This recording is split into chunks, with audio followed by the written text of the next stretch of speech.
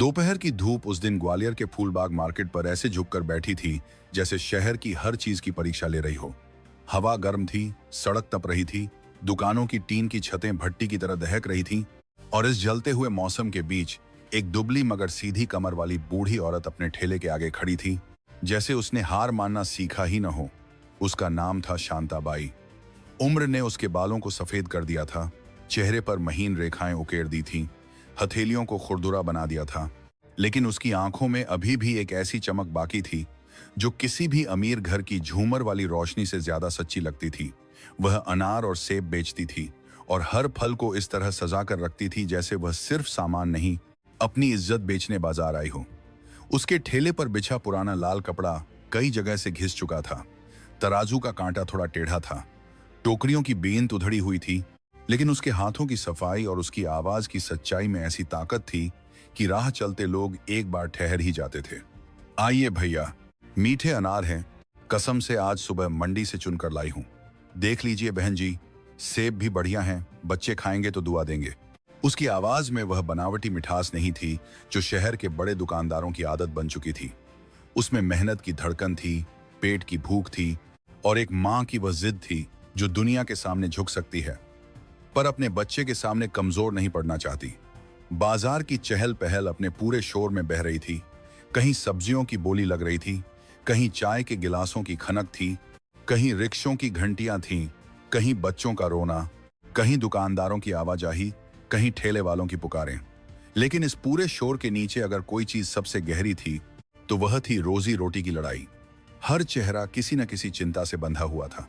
कोई किराया सोच रहा था, कोई दवाई, कोई फीस, कोई उधार, और शांताबाई इन सब के बीच खड़ी हर ग्राहक को मुस्कान देकर बुलाती, अपने पल्लू से बार बार पसीना पोंछती, फिर फलों को सीधा करती, फिर तराजू संभालती, फिर सामने के रास्ते पर नजर डालती रहती।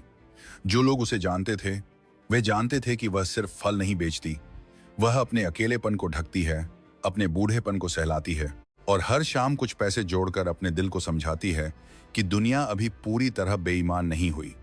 उसके पास अक्सर मोहल्ले की औरतें रुक जाती, कोई दाम पूछती, कोई हाल पूछती, कोई यूं ही 2 मिनट खड़ी होकर उसकी बात सुन लेती।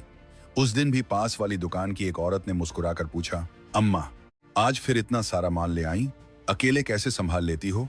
शांताबाई ने अपने दोनों हाथों से सेबों की टोकरी ठीक करते हुए हल्की हंसी में जवाब दिया, अकेली कहाँ हूं बहन, ऊपर वाला साथ है, और मेरा बेटा है ना, कबीर, वही तो मेरी जान है, वही मेरा हौसला है। वह जब भी अपने बेटे का नाम लेती उसकी आवाज का रंग बदल जाता था, जैसे पूरे दिन की थकान एक पल को उतर जाती हो, जैसे उस बूढ़ी देह में कहीं गहराई में बैठी माँ अचानक जवान हो उठती हो। क्या करता है तुम्हारा कबीर? दूसरी औरत ने पूछा, जबकि पूछने वाले को शायद जवाब पता भी था, पर शांताबाई जैसी माहों से यह सवाल लोग इसलिए भी पूछते हैं क्योंकि उन्हें जवाब सुनकर अच्छा लगता है। शांताबाई ने गर्दन तनिक सीधी की, जैसे कोई भीतर से अदृश्य शक्ति उसे सहारा दे रही हो। मेरा बेटा मेजर है, सीमा पर तैनात है, देश की रखवाली करता है। यह कहते समय उसके होंठों पर गर्व की वह हल्की कंपन थी जिसे छिपाना मुश्किल होता है। वह चाहती तो रोज अपने दुख गिना सकती थी, अपनी तंगी बता सकती थी, अपनी तकलीफों की लंबी सूची खोल सकती थी, मगर उसने अपनी जिंदगी में एक बात कभी नहीं बदली। अपने बेटे का नाम लेते वक्त वह दुनिया को यह एहसास जरूर कराती थी कि गरीब होना और छोटा होना एक ही बात नहीं होती। उसके पास पैसे कम हो सकते हैं पर इज्जत कम नहीं। उसके कपड़े फीके हो सकते हैं कि मामले बाधा, पर उसका माथा झुका नहीं। सुबह से दोपहर ढलने लगी थी, धूप और नुकीली हो गई थी। कुछ ग्राहक आए, कुछ फल बिके, कुछ लोग केवल दाम पूछकर चले गए। एक छोटा लड़का रुका और सेबों को लालच से देखने लगा। शांताबाई ने उसकी आंखें पढ़ ली। ले बेटा, ये छोटा वाला रख ले, तेरी माँ डांटे तो कहना अम्मा ने दिया। लड़का खिल उठा।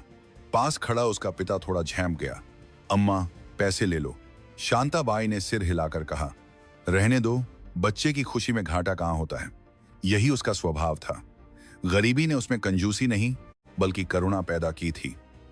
पर दुनिया हमेशा करुणा की भाषा नहीं समझती। दुनिया अक्सर उसी की परीक्षा लेती है जिसके पास खोने को सबसे कम होता है। और उस दिन बाजार में कुछ ऐसा ही होने वाला था। दूर से एक पुलिस जीप की घरघराहट सुनाई दी।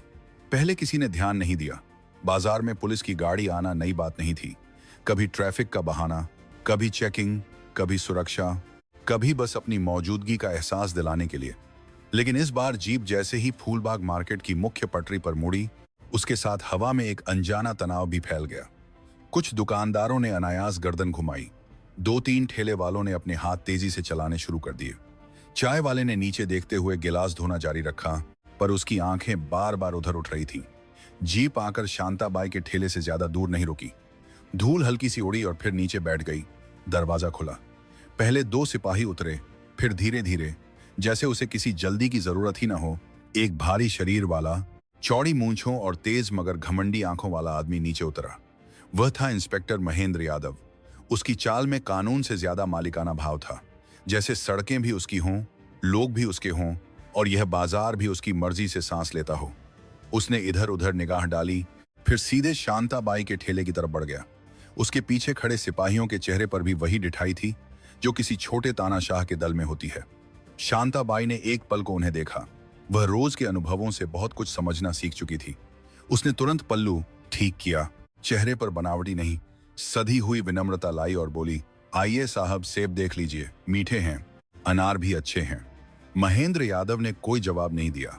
उसने बिना पूछे एक सेब उठाया, हाथ में तौला, फिर ऐसे दांत गड़ाए जैसे वह फल उसकी निजी जागीर हो। उसने एक कौर लिया, फिर दूसरे सेब पर हाथ रख दिया। शांताबाई कुछ क्षण चुप रही। उसके लिए ग्राहक चाहे साधारण हो या वर्दी वाला, फल उठाने का मतलब खरीदना ही होता था। उसने सोचा, शायद साहब पूछेंगे, शायद पैसे देंगे, शायद बस स्वाद देख रहे हों। लेकिन महेंद्र यादव ने आराम से एक और सेब उठाया, फिर अपने पीछे खड़े सिपाही की तरफ देखकर मुस्कुराया। अच्छा है, एक सिपाही हंसा। दूसरा ठेले पर रखे अनारों को उलट पुलट कर देखने लगा। शांताबाई ने तराजू की तरफ हाथ बढ़ाया। साहब, कितने तोल दूं? उसने जितना हो सकता था उतनी शांति से पूछा। महेंद्र यादव ने उसे देखा, जैसे पहली बार ध्यान दिया हो कि उसके सामने कोई इंसान भी खड़ा है। 1 किलो कर दे। उसके स्वर में आदेश था, लेन देन नहीं। जी साहब। शांताबाई ने जल्दी जल्दी अच्छे सेब चुनने शुरू किए।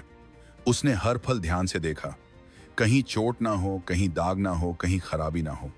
उसकी आदत थी जो भी दे, अच्छा दे।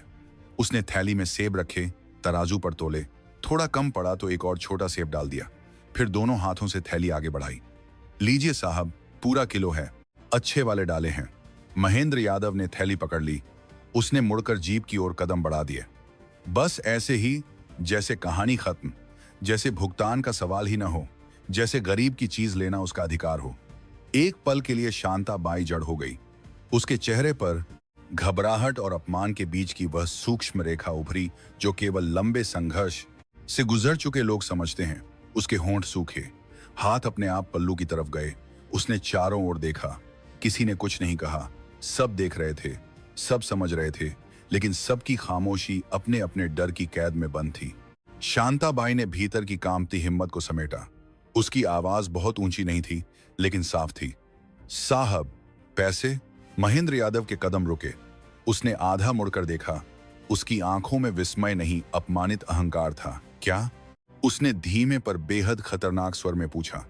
शांताबाई का गला सूख रहा था, पर वह पीछे नहीं हटी। साहब, सेब के पैसे। एक क्षण के लिए बाजार की आवाज जैसे पीछे हट गई। सब कुछ धीमा पड़ गया। हवा, धूप, शोर, आवाजाही, सब। केवल एक बूढ़ी औरत की सीधी मांग और वर्दी में खड़े आदमी का सूजता हुआ अहंकार आमने सामने रह गए। महेंद्र यादव वापस ठेले की ओर लौटा। उसके चेहरे पर अब वह मुस्कान थी जो मुस्कान कम, चेतावनी ज्यादा होती है। तू मुझसे पैसे मांगेगी? उसने धीरे धीरे शब्द चबाकर कहा। शांताबाई ने कांपते हुए भी जवाब दिया, साहब, मुफ्त नहीं मांग रही, मेरी मेहनत है। यह वाक्य बहुत छोटा था, पर वही इस पूरे दिन का सबसे बड़ा अपराध बन गया। महेंद्र यादव की आंखें सख्त हो गईं। पीछे खड़े सिपाहियों के चेहरे पर क्रूर उत्सुकता फैल गई। उसे आदत थी कि लोग डर जाते हैं, सिर झुका लेते हैं, माफी मांग लेते हैं, रहने दीजिए साहब कह देते हैं। लेकिन यह बूढ़ी औरत अपने टूटे हुए ठेले और पसीने में भी अपनी मेहनत का मूल्य मांग रही थी। उसे यह बर्दाश्त नहीं हुआ। बहुत जबान चलने लगी है तेरी, वह गरजा। पता है मैं कौन हूं? शांताबाई ने नजर नहीं झुकाई, बस इतना कहा, मुझे इतना पता है साहब कि फल के पैसे देने होते हैं। यह वाक्य बाजार के बीच गूंजा नहीं, लेकिन सुनने वाले हर आदमी के भीतर जाकर लगा। यह कानून की भाषा नहीं थी, यह न्याय की सबसे सीधी भाषा थी। और शायद इसी वजह से वह वर्दी वाले आदमी को सबसे ज्यादा चुभी। अगले ही पल महेंद्र यादव का हाथ उठा। आवाज बहुत तेज नहीं थी, पर असर बिजली की तरह पूरे माहौल में फैल गया। शांताबाई का चेहरा एक तरफ झटका खाकर गया, उसका शरीर लड़खड़ाया, उसके हाथ ठेले के किनारे से टकराए, पास रखी सेबों की टोकरी हिली, उसकी आंखों के आगे एक पल को अंधेरा छा गया। बाजार जम गया, सचमुच जम गया। कोई आगे नहीं आया, कोई बस तक नहीं बोला, जैसे सबकी जुबानें अचानक पत्थर हो गई हों। शांताबाई ने अपने गाल पर हाथ रखा। वहां दर्द था, लेकिन उससे ज्यादा जलन उसके आत्मसम्मान में लगी थी। उसकी आंखों में आंसू उभर आए, पर वह रोई नहीं। शायद रोने की इजाजत उसने खुद को बहुत पहले देनी बंद कर दी थी। महेंद्र यादव यहीं नहीं रुका। उसने ठेले को घूरते हुए कहा, अब समझ आएगा तुझे। और अगले ही क्षण उसने अपने दोनों हाथों से ठेले को जोर से धक्का दे दिया। ठेला एक तरफ से उठा, लड़खड़ाया, फिर पलट गया। लाल सेब सड़क पर बिखर गए, कुछ लुढ़कते हुए नाली की तरफ गए, कुछ लोगों के पैरों से टकराए, कुछ धूल में स्ने, कुछ फट गए, कुछ कुचल गए। अनार टूटकर खुल गए। उनका लाल दाना सड़क की धूल में बिखरकर ऐसा लग रहा था जैसे किसी ने मेहनत का खून बहा दिया हो। पुराना तराजू गिरकर दूर जा छिटका। थैली हवा में उड़ी और नीचे आकर सड़क पर चिपक गई। शांताबाई का पूरा शरीर जैसे भीतर से खाली हो गया। उसने घुटनों के बल बैठकर एक सेब उठाने की कोशिश की, मगर हाथ कांप रहे थे। उसने दूसरा उठाया, फिर तीसरा। उसकी उंगलियां धूल से भर गईं, उसकी सांसें तेज हो गईं। उसके कानों में आसपास के लोगों की धीमी धीमी फुसफुसाहटें पिघले शीशे की तरह गिर रही थीं।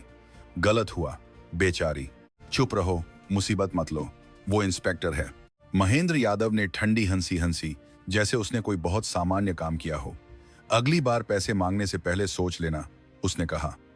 फिर वह जीप की तरफ मुड़ा। उसके सिपाही भी उसके पीछे हो लिए। कोई पछतावा नहीं, कोई संकोच नहीं, कोई झिझक नहीं, बस खुला हुआ दंभ।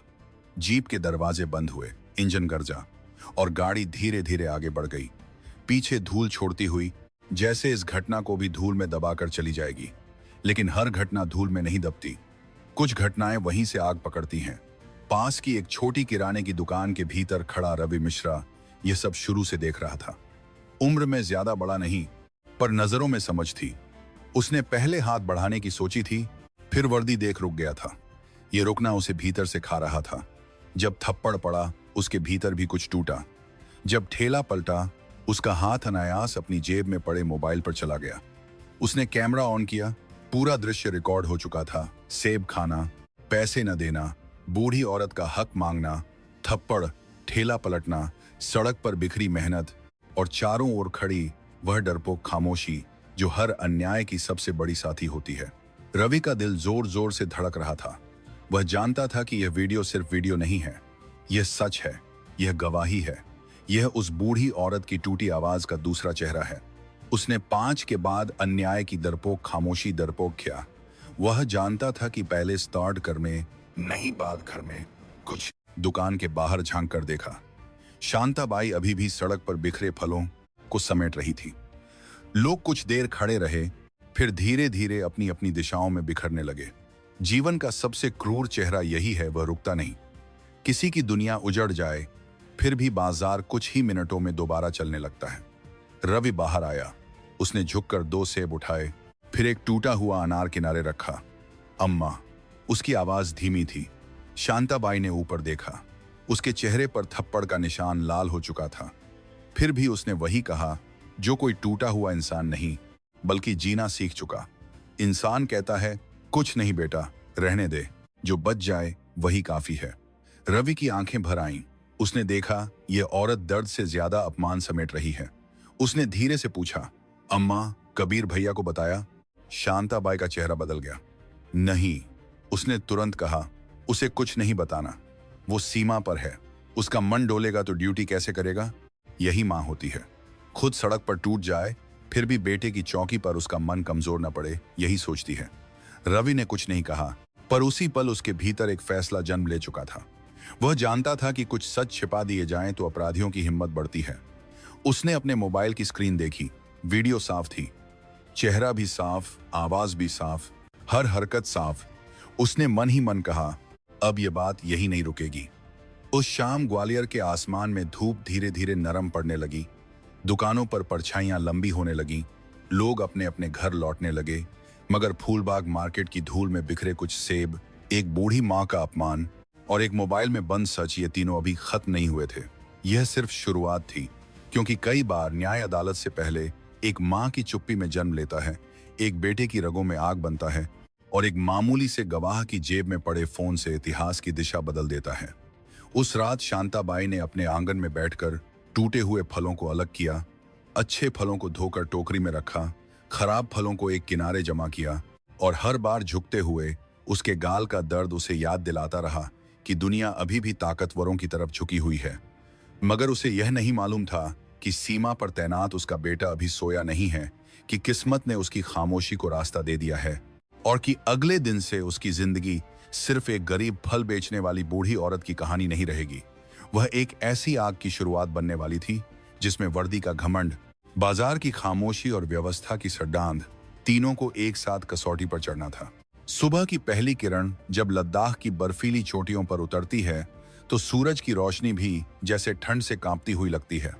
हवा इतनी तेज और ठंडी होती है कि सांस लेते हुए भी सीने में सुई चुभती है, लेकिन उन ऊंचे पहाड़ों के बीच खड़े सैनिकों के लिए यही हवा, यही ठंड और यही खामोशी उनका रोज का साथी है। उस सुबह भी सीमा चौकी पर वही सन्नाटा पसरा हुआ था। दूर तक फैली बर्फ, पहाड़ों की काली धारियां और आसमान में धीरे धीरे फैलती हल्की नारंगी रोशनी, सब मिलकर एक ऐसा दृश्य बना रहे थे जिसमें समय भी धीरे चलता हुआ महसूस होता था। मेजर कबीर राठौर अपनी पोस्ट पर खड़े थे।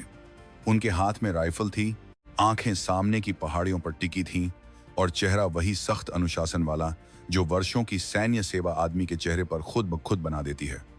सेना में रहते हुए आदमी अपनी भावनाओं को भीतर कहीं बंद करना सीख जाता है, क्योंकि सीमा पर खड़े सैनिक के लिए हर पल सतर्क रहना ही सबसे बड़ी जिम्मेदारी होती है।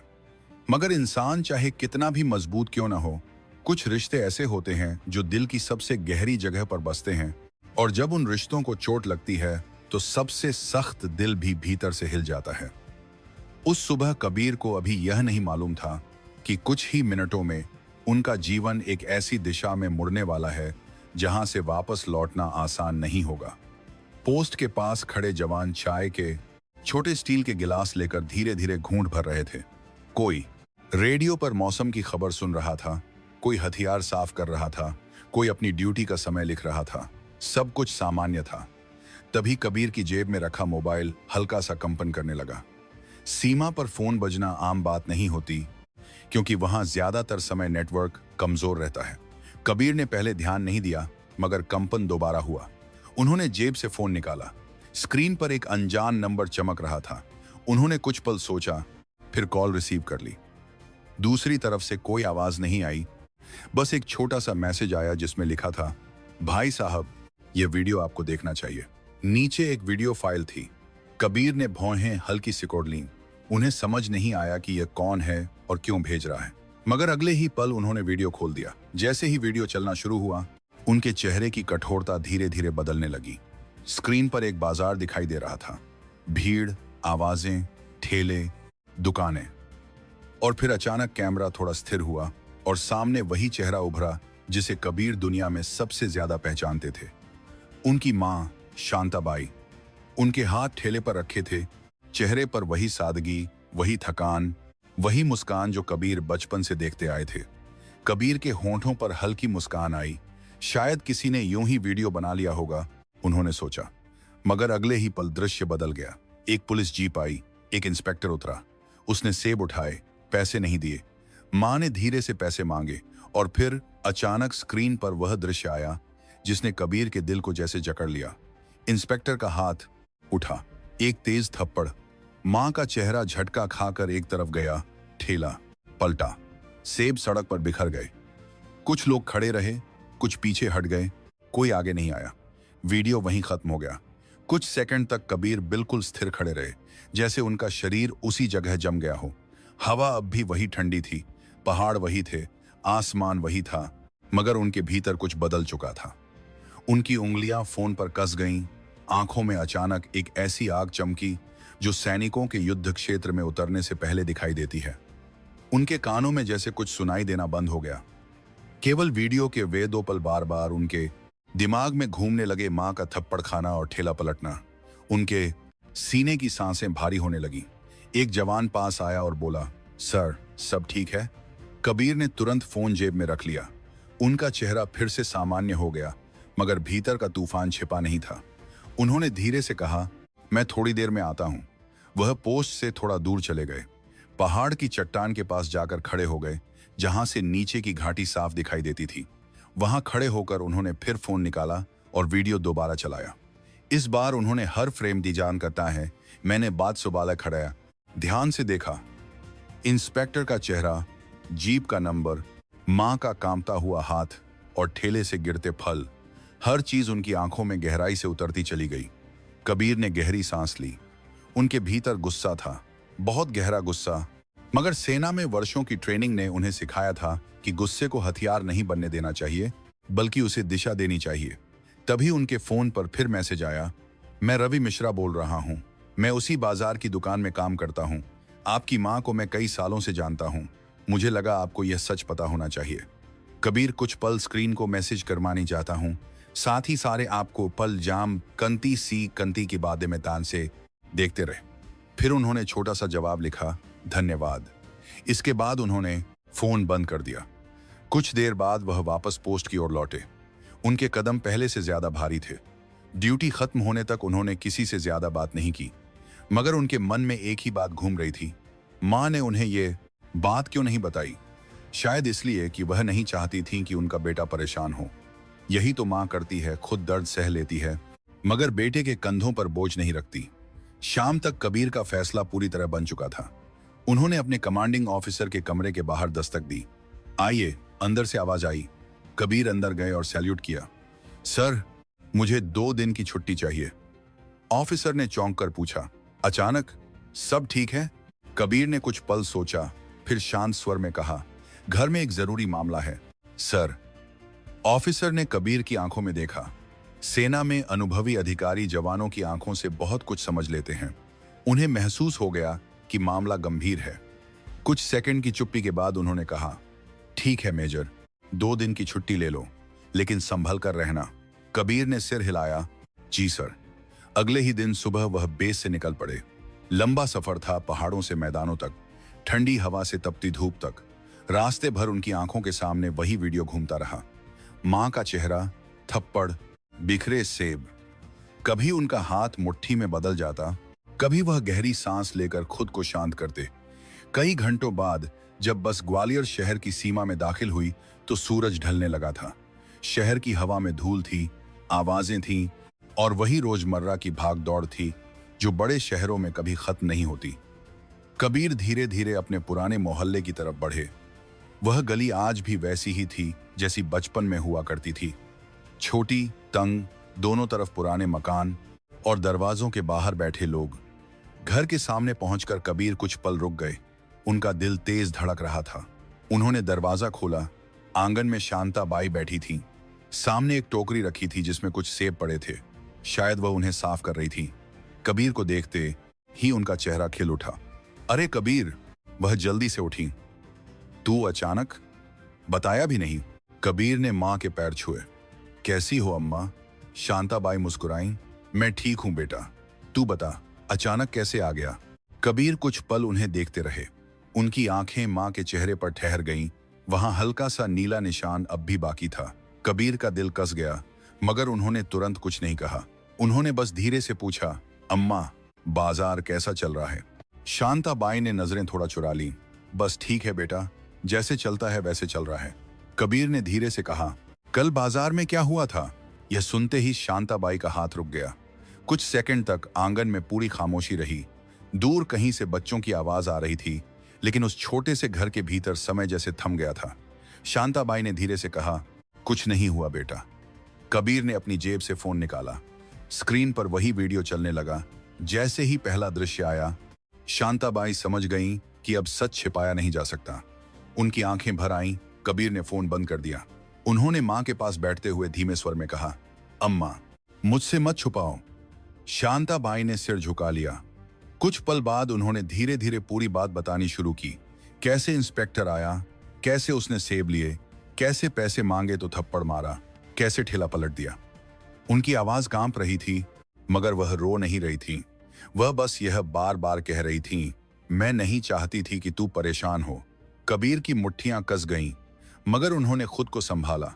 उन्होंने मां के कंधे पर हाथ रखा और बहुत शांत स्वर में कहा, अम्मा, अब चिंता मत करो। शांताबाई ने डरते हुए पूछा, तू कुछ गलत तो नहीं करेगा ना? कबीर ने सिर हिलाया। उनकी आंखों में अब वही सैनिकों वाली ठंडी दृढ़ता लौट आई थी। नहीं अम्मा, उन्होंने धीरे से कहा, गलत नहीं, लेकिन अब अन्याय भी नहीं होगा। उस रात ग्वालियर शहर की गलियों में सब कुछ सामान्य था। लोग अपने घरों में थे, बाजार बंद हो चुका था और हवा में दिन भर की गर्मी अभी भी तैर रही थी। मगर उसी शहर में एक सैनिक अपने भीतर एक फैसला ले चुका था और कई बार इतिहास की सबसे बड़ी लड़ाइयां युद्ध भूमि में नहीं, बल्कि एक बेटे के दिल में शुरू होती हैं, जब वह अपनी मां की बेइज्जती देख लेता है। अगली सुबह ग्वालियर शहर की हवा में वही पुरानी धूल तैर रही थी, वही गलियों की आवाजें थीं, वही लोगों की भागदौड़ थी। मगर कबीर के भीतर सब कुछ बदल चुका था। रात भर वह लगभग सो ही नहीं पाया था। आंगन में बिछी पुरानी चारपाई पर लेटे हुए वह बार बार छत की ओर देखता रहा और हर बार उसकी आंखों के सामने वही दृश्य लौट आता। मां का थप्पड़ खाना, ठेले का पलटना, सड़क पर बिखरे सेब। एक सैनिक के जीवन में गुस्सा कोई नई चीज नहीं होता, मगर कबीर को यह भी मालूम था कि अंधा गुस्सा इंसान को कमजोर बना देता है। सेना ने उसे यह सिखाया था कि लड़ाई तभी जीती जाती है जब दिमाग दिल से ज्यादा मजबूत हो। इसी वजह से उसने खुद से एक वादा किया था, जो भी करेगा कानून के दायरे में करेगा। मगर सच को सामने लाना आसान नहीं होता, खासकर तब जब पूरी व्यवस्था ही गलत लोगों के साथ खड़ी हो। सुबह सूरज निकलते ही शांताबाई ने हमेशा की तरह जल्दी उठकर चूल्हा जलाया। आंगन में हल्की धूप उतर रही थी। कबीर चुपचाप बैठकर मां को देखता रहा। उनके चेहरे पर अभी भी हल्की सूजन थी, मगर वह ऐसे काम कर रही थी जैसे कुछ हुआ ही न हो। यह वही जिद थी जो गरीब लोगों के भीतर जन्म लेती है, दर्द को भी काम में बदल देने की जिद। कबीर ने धीरे से कहा, अम्मा, आज बाजार मत जाना। शांताबाई ने तुरंत जवाब दिया, क्यों? अगर नहीं जाऊंगी तो खाऊंगी क्या? कबीर कुछ पल चुप रहा। उसे मालूम था कि यह सवाल सिर्फ पैसे का नहीं है, यह आत्मसम्मान का सवाल भी है। अगर वह मां को रोक लेता तो शायद वह खुद को कमजोर महसूस करती। इसलिए उसने सिर हिलाकर कहा, ठीक है, मगर आज मैं भी चलूंगा। शांताबाई ने हल्की मुस्कान के साथ कहा, तू फौजी है बेटा, ठेला थोड़े चलाएगा। कबीर ने बस इतना कहा, आज चलाऊंगा। कुछ देर बाद दोनों बाजार की ओर निकल पड़े। फूलबाग मार्केट सुबह के समय हमेशा की तरह धीरे धीरे जाग रहा था। दुकानों के शटर उठ रहे थे, सब्जियों की टोकरी उतर रही थी, ठेले वाले अपने सामान को सजा रहे थे।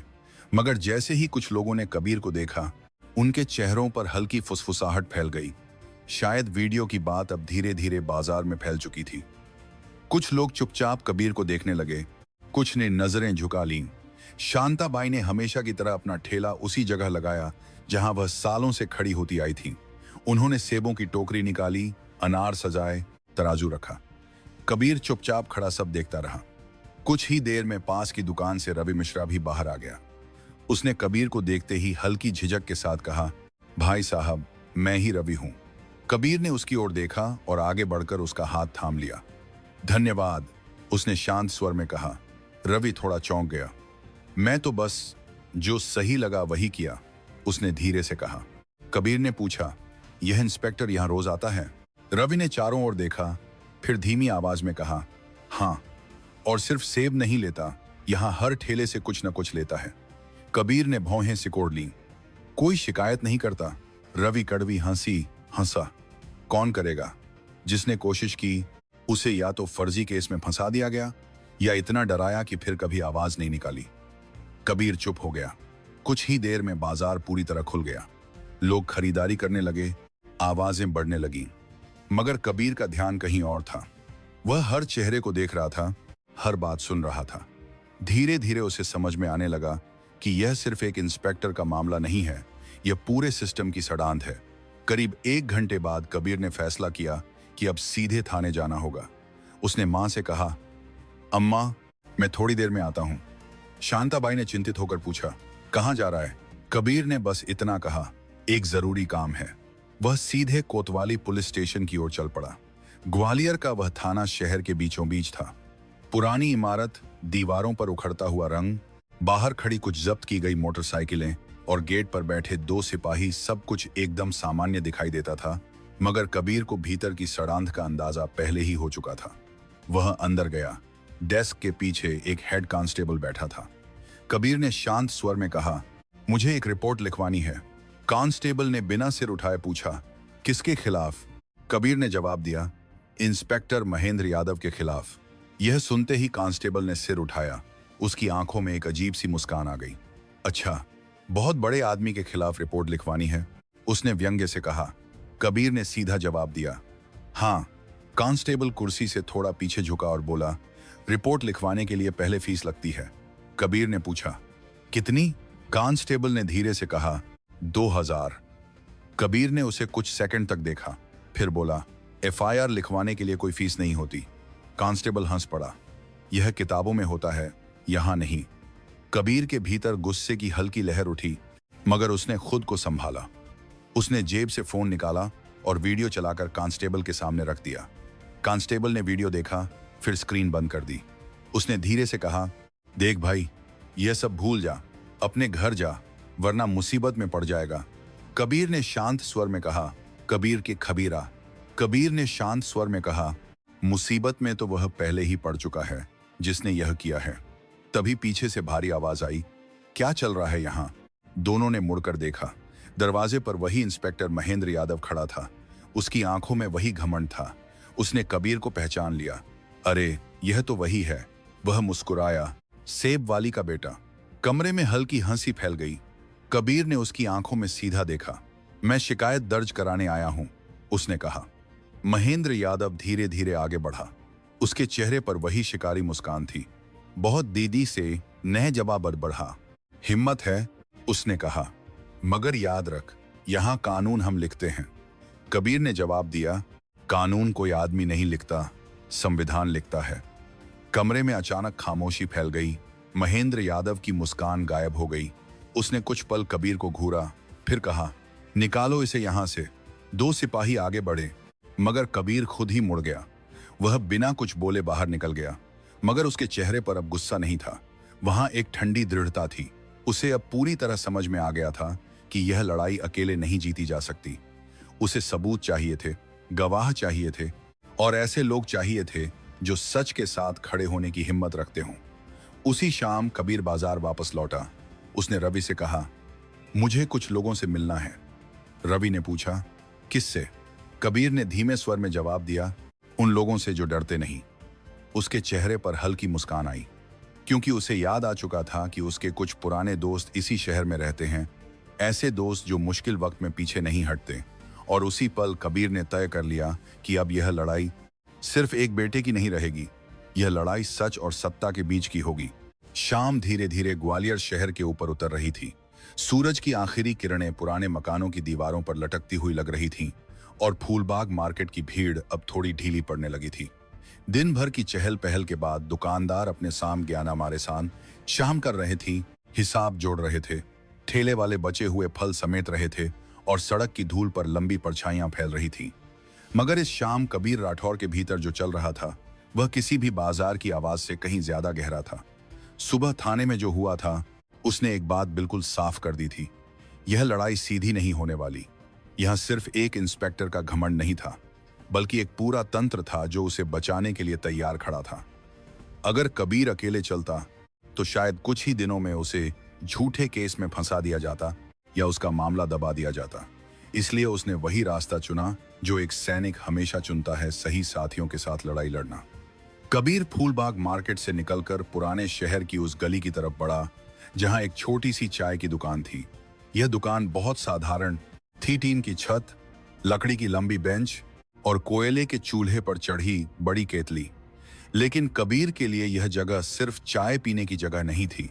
यही वह जगह थी जहां कई साल पहले उसने अपने दोस्तों के साथ बैठकर सपने देखे थे, योजनाएं बनाई थीं और जीवन की दिशा तय की थी।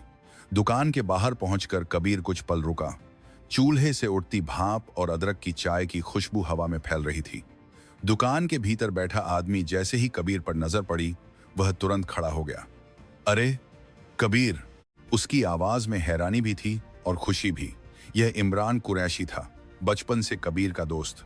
वही इमरान जो कॉलेज के दिनों में हर बहस में सबसे आगे खड़ा होता था और जिसे अन्याय से नफरत थी। दोनों ने गले मिलकर एक पल के लिए सारी दूरी मिटा दी। इमरान ने मुस्कुराकर पूछा, अचानक शहर कैसे आना हुआ? कबीर ने सीधे जवाब नहीं दिया। उसने चुपचाप मोबाइल निकाला और वीडियो चला दिया। इमरान ने पूरा वीडियो बिना कुछ बोले देखा। जैसे जैसे दृश्य आगे बढ़ते गए, उसके चेहरे की मुस्कान गायब होती गई। जब वीडियो खत्म हुआ, उसने धीरे से पूछा, यह तेरी अम्मा है? कबीर ने सिर हिलाया। कुछ सेकंड तक दोनों के बीच खामोशी रही। फिर इमरान ने मेज पर जोर से मुट्ठी मारी। यह बहुत गलत हुआ, उसने गुस्से से कहा। कबीर ने शांत स्वर में कहा, इसलिए आया हूं। इमरान ने तुरंत पूछा, क्या करना है? कबीर ने कहा, पहले कुछ लोगों को साथ लाना है। इमरान समझ गया।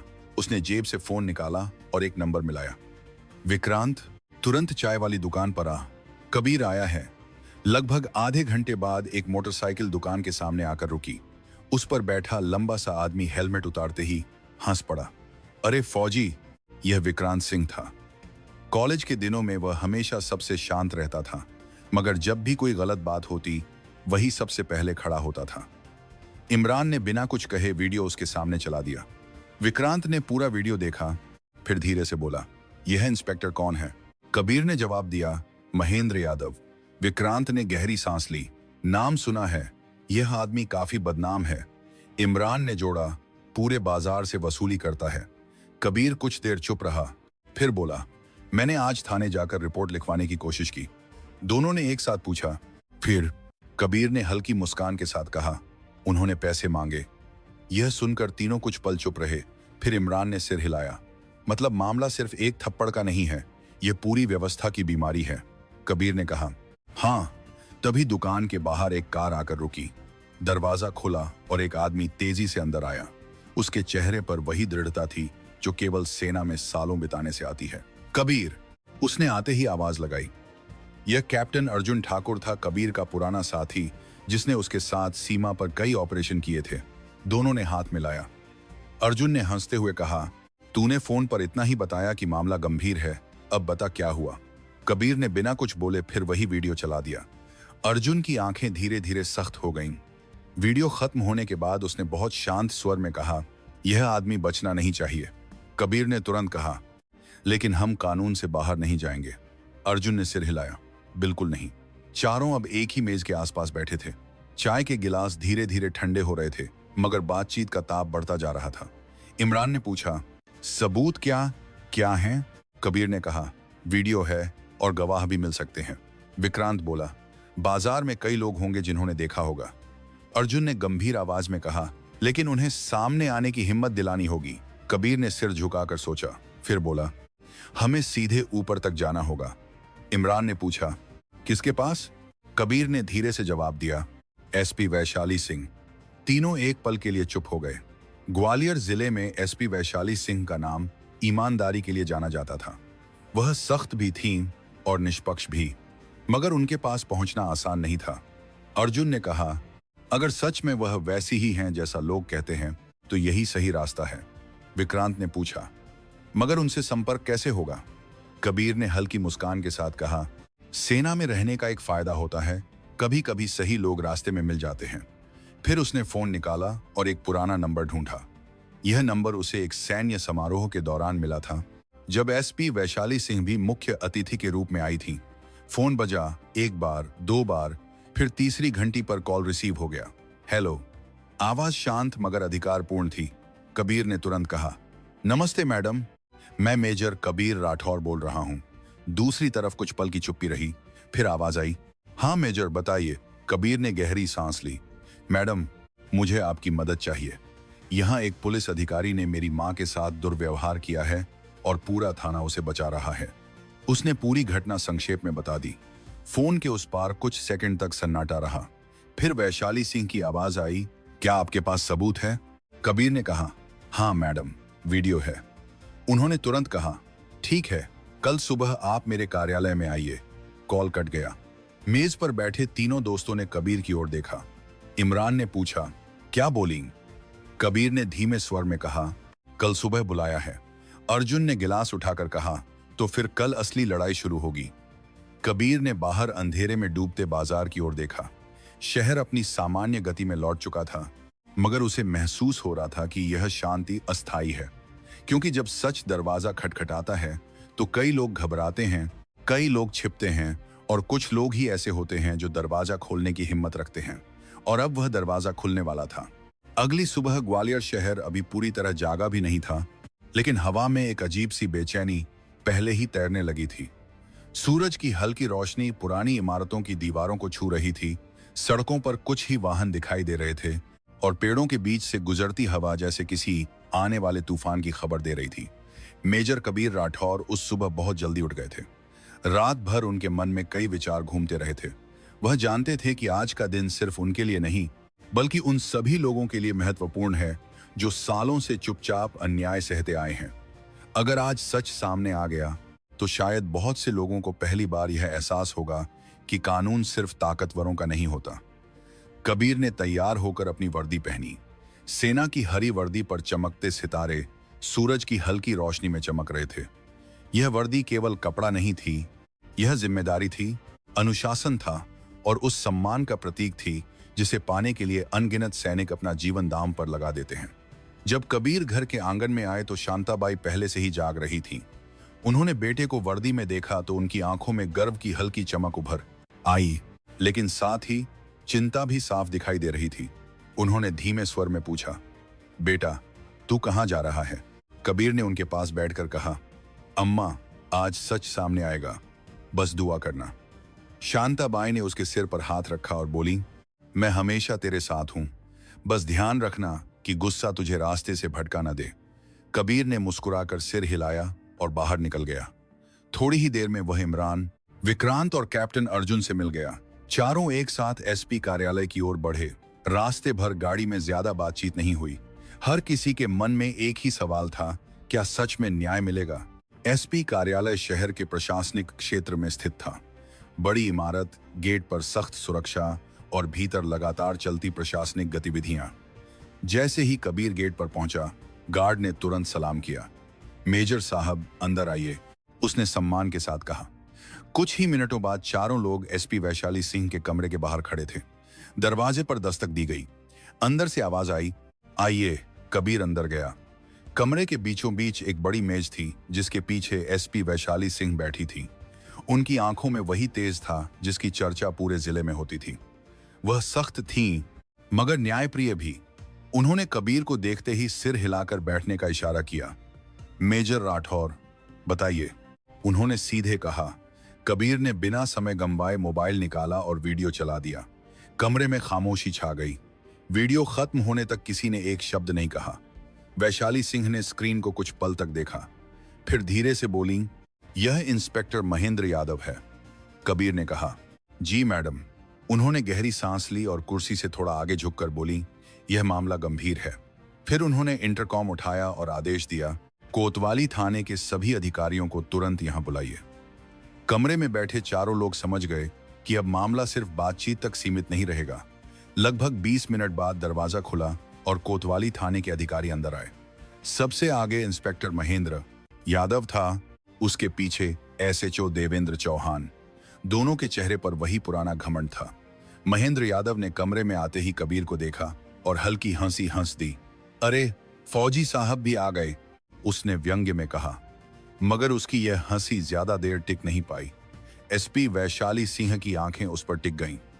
उन्होंने ठंडे स्वर में कहा, इंस्पेक्टर महेंद्र यादव, यह वीडियो देखिए। वीडियो चलाया गया। कमरे में मौजूद हर व्यक्ति ने वह दृश्य देखा, थप्पड़, ठेला पलटना, सड़क पर बिखरे फल। वीडियो खत्म होते ही कमरे में कुछ सेकंड की भारी खामोशी छा गई। महेंद्र यादव ने तुरंत सफाई देने की कोशिश की, मैडम, यह सब झूठ है, वीडियो एडिट किया गया है। वैशाली सिंह ने हाथ उठाकर उसे चुप करा दिया। बस, उन्होंने कठोर स्वर में कहा। फिर उन्होंने पूछा, क्या आपने इस महिला से पैसे लिए बिना फल लिए? महेंद्र यादव कुछ पल चुप रहा, फिर बोला, मैडम, वह हमें उकसा रही थी।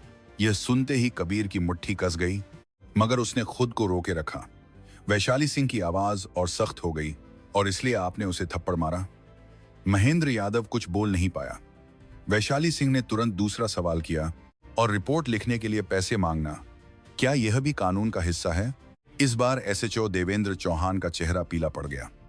वह कुछ बोलने की कोशिश करने लगा, मगर शब्द उसके गले में अटक गए। कमरे में मौजूद बाकी अधिकारी अब समझ चुके थे कि मामला गंभीर मोड़ ले चुका है। वैशाली सिंह कुर्सी से उठी। उनका चेहरा बिल्कुल शांत था, मगर आवाज में लोहे जैसी कठोरता थी। यह थाना है या वसूली का अड्डा? उन्होंने जोर से कहा। कोई जवाब नहीं आया। उन्होंने सीधे आदेश दिया, इंस्पेक्टर महेंद्र यादव और एसएचओ देवेंद्र चौहान को तुरंत निलंबित किया जाता है। इनके खिलाफ विभागीय जांच शुरू होगी। कमरे में सन्नाटा छा गया। महेंद्र यादव के चेहरे का रंग उड़ चुका था।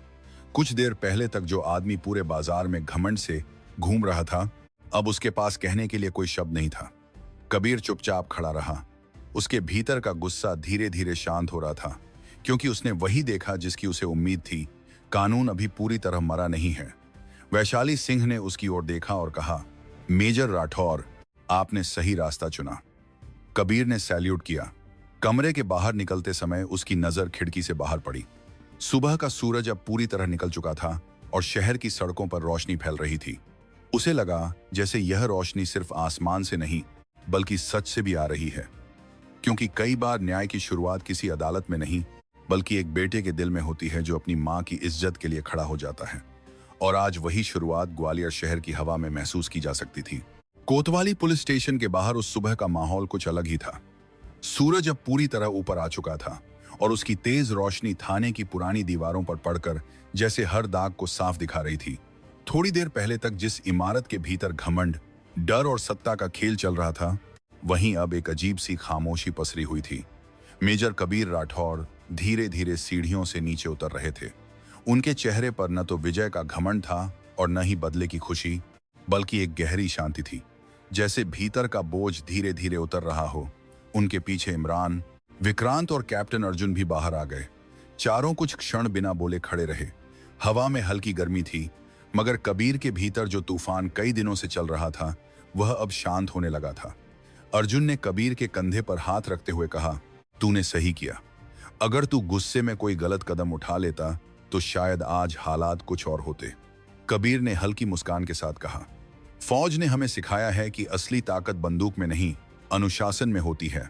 इमरान ने हंसते हुए कहा, और आज यह बात पूरे शहर को समझ आ गई।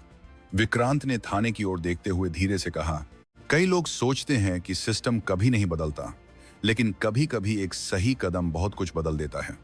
कबीर ने सिर हिलाया, मगर उसे मालूम था कि यह कहानी अभी पूरी तरह खत्म नहीं हुई है। असली असर तो तब दिखाई देगा जब शहर के लोग समझेंगे कि डर की दीवार उतनी मजबूत नहीं होती जितनी दिखाई देती है। उसी समय कबीर का फोन बजा। स्क्रीन पर नाम था रवि मिश्रा। कबीर ने कॉल उठाई। दूसरी तरफ से रवि की उत्साहित आवाज आई, भाई साहब, अभी अभी खबर पूरे बाजार में फैल गई है। लोग कह रहे हैं कि इंस्पेक्टर को सस्पेंड कर दिया गया है। कबीर ने शांत स्वर में कहा, हाँ, कार्रवाई शुरू हो गई है। रवि कुछ सेकंड चुप रहा, फिर बोला, अम्मा जी को पता है? कबीर ने हल्का सा मुस्कुराकर कहा, अभी बताने जा रहा हूं। कॉल कटते ही कबीर ने अपने दोस्तों की ओर देखा। चलो, उसने कहा। थोड़ी ही देर में चारों फूलबाग मार्केट की ओर लौट रहे थे। बाजार अब पूरी तरह जाग चुका था। ठेले, दुकानें, आवाजें, मोल भाव, सब कुछ पहले जैसा ही था, मगर आज माहौल में कुछ अलग था। जैसे लोगों की आंखों में एक नई चमक आ गई हो, जैसे उन्हें पहली बार महसूस हुआ हो कि अन्याय हमेशा हमेशा के लिए नहीं टिकता। जब कबीर बाजार के उस मोड़ पर पहुंचा जहां उसकी मां रोज ठेला लगाती थी, तो उसने देखा कि शांताबाई हमेशा की तरह अपने सेब और अनार सजा रही थी। उनके हाथ धीरे धीरे चल रहे थे, मगर चेहरे पर वही सादगी थी, जैसे उन्हें दुनिया की किसी लड़ाई से मतलब ही ना हो। कबीर कुछ पल दूर खड़ा उन्हें देखता रहा, फिर धीरे धीरे आगे बढ़ा। अम्मा, उसने आवाज दी। शांताबाई ने सिर उठाया। बेटे को देखते ही उनके चेहरे पर वही पुरानी मुस्कान फैल गई। आ गया बेटा? उन्होंने पूछा। कबीर ने उनके पास बैठते हुए कहा, हाँ अम्मा, और आज एक खबर भी लाया हूं। शांताबाई ने हल्की चिंता से पूछा, क्या हुआ? कबीर ने शांत स्वर में कहा, जिस इंस्पेक्टर ने आपके साथ बदतमीजी की थी, उसे निलंबित कर दिया गया है। उसके खिलाफ जांच शुरू हो गई है। कुछ क्षण के लिए शांताबाई बिल्कुल चुप रह गईं। उनकी आंखों में आश्चर्य और राहत दोनों साथ साथ दिखाई दे रहे थे।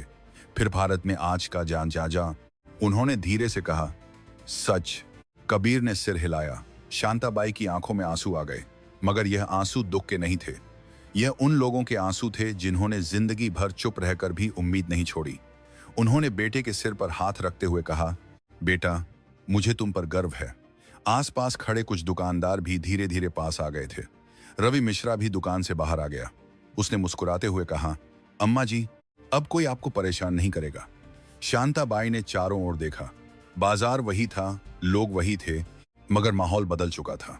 लोगों की आंखों में अब डर से ज्यादा सम्मान दिखाई दे रहा था। तभी एक बुजुर्ग दुकानदार आगे आया और बोला, बेटा, हम सब ने उस दिन सब देखा था, मगर डर गए थे। आज पहली बार लगा कि सच बोलना बेकार नहीं होता। कबीर ने बहुत शांत स्वर में कहा, सच हमेशा ताकतवर होता है, बस कभी कभी उसे सामने आने में समय लग जाता है। उस दिन बाजार में बहुत देर तक लोग उसी घटना की बात करते रहे। कोई कह रहा था कि कानून अभी भी जिंदा है, कोई कह रहा था कि अगर हर कोई आवाज उठाए तो व्यवस्था बदल सकती है। मगर कबीर के लिए यह सब केवल एक जीत नहीं थी। यह एक याद दिलाने वाली घटना थी कि जिम्मेदारी सिर्फ सैनिक की नहीं होती, बल्कि हर नागरिक की होती है। शाम होने लगी थी, सूरज धीरे धीरे ढल रहा था और बाजार की आवाजें फिर कम होने लगी थी। कबीर अपनी मां के साथ ठेले के पास बैठा था। उसने देखा कि शांताबाई आज कुछ ज्यादा शांत थीं। शायद उनके मन का बोझ उतर चुका था। उन्होंने धीरे से कहा, बेटा, जिंदगी में हमेशा याद रखना, ताकतवर वही नहीं होता जिसके पास सत्ता हो, ताकतवर वह होता है जो सच के साथ खड़ा होने की हिम्मत रखता है। कबीर ने मुस्कुराकर कहा, यह बात मैंने आपसे ही सीखी है अम्मा। आसमान में हल्का अंधेरा उतरने लगा था। शहर की लाइटें एक एक करके जलने लगी थीं। मगर उस दिन ग्वालियर के फूलबाग मार्केट में सिर्फ बिजली की रोशनी नहीं जली थी। लोगों के दिलों में भी उम्मीद दी कि एक नई लौ जल उठी थी। और शायद यही इस पूरी कहानी का असली अर्थ था, क्योंकि कभी कभी एक छोटा सा सच पूरे समाज को आईना दिखा देता है। दोस्तों, अगर आपको यह कहानी पसंद आई हो और आपको भी लगता है कि सच और न्याय के लिए आवाज उठाना जरूरी है, तो इस वीडियो को लाइक जरूर करें, अपने दोस्तों के साथ शेयर करें और चैनल को सब्सक्राइब करना ना भूलें। ऐसी ही और कहानियां सुनने के लिए हमारे साथ जुड़े रहिए, क्योंकि हर कहानी सिर्फ कहानी नहीं होती, कभी कभी वह समाज के लिए एक संदेश भी बन जाती है। धन्यवाद।